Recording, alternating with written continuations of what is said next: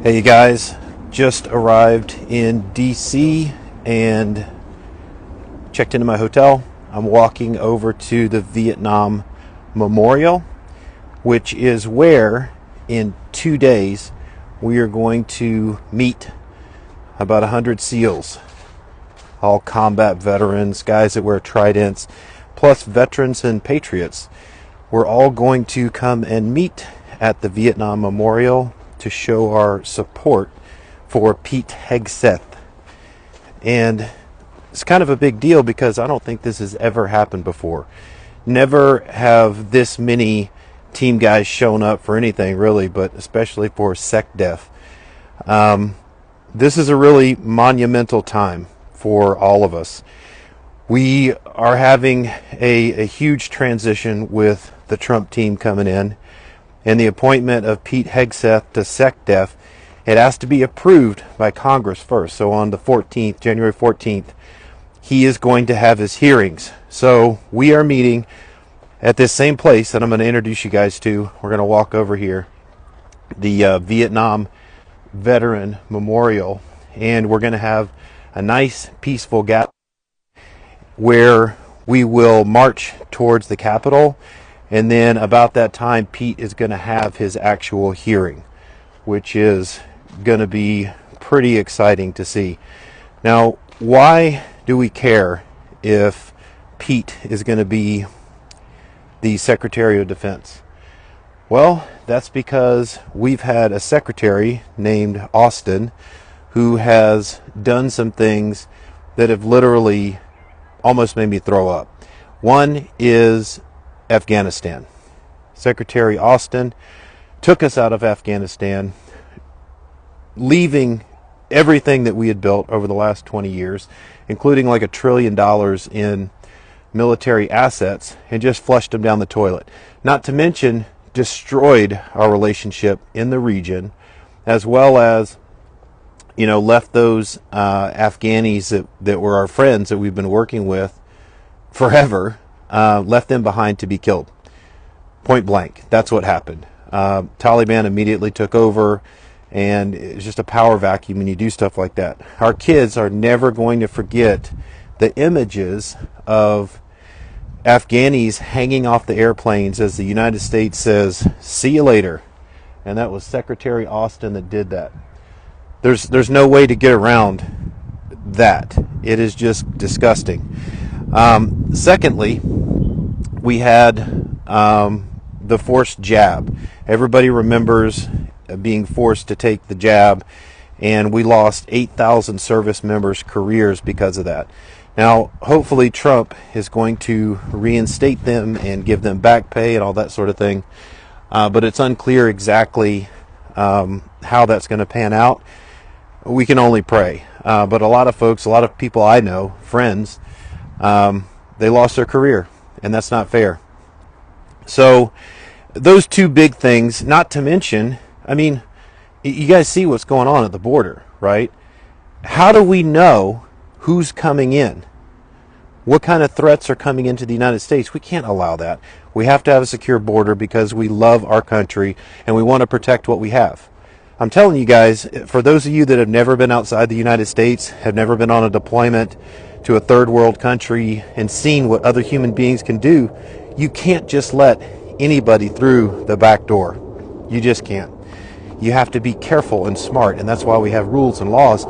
So to start with, why don't we have somebody in office that will protect our border, or at least help stand up for what is in our best interest in terms of national security?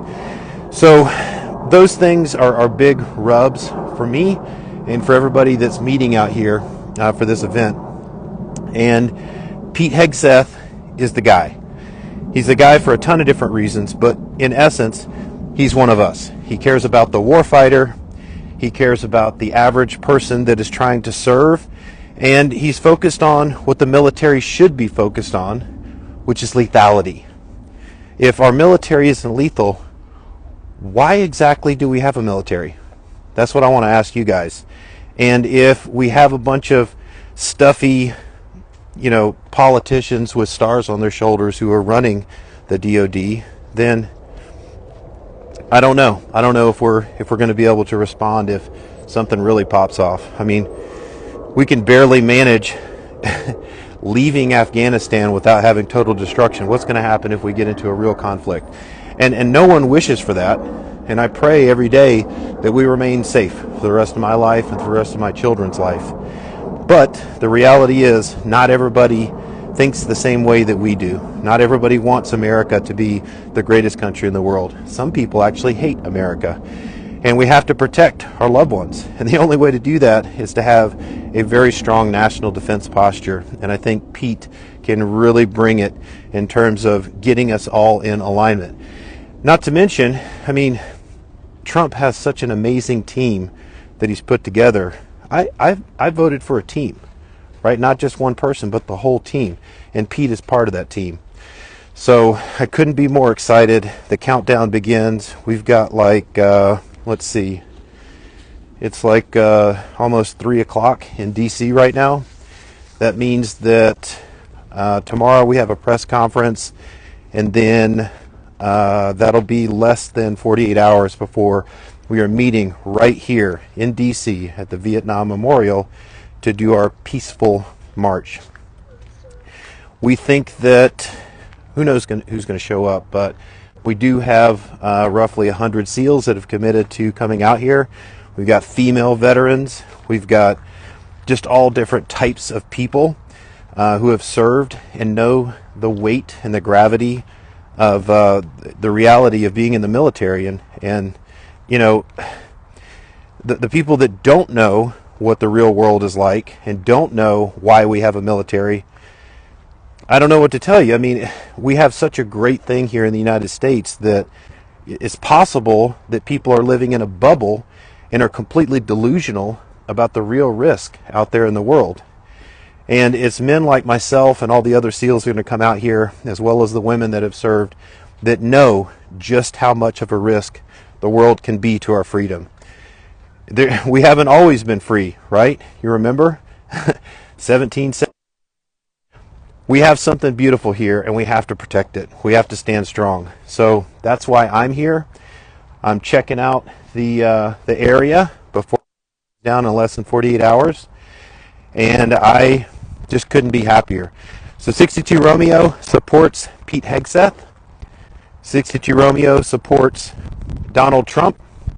We support a beautiful, unified nation.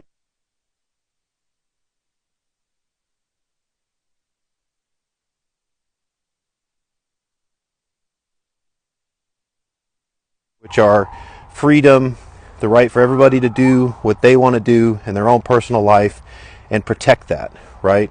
And the only way we can protect that is to have a competent Secretary of Defense, and that's why we're meeting here less than 2 days to support Pete.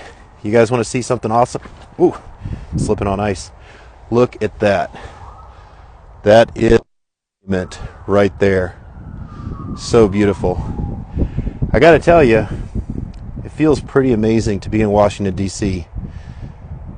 This is where a lot of stuff goes down that affects all of us.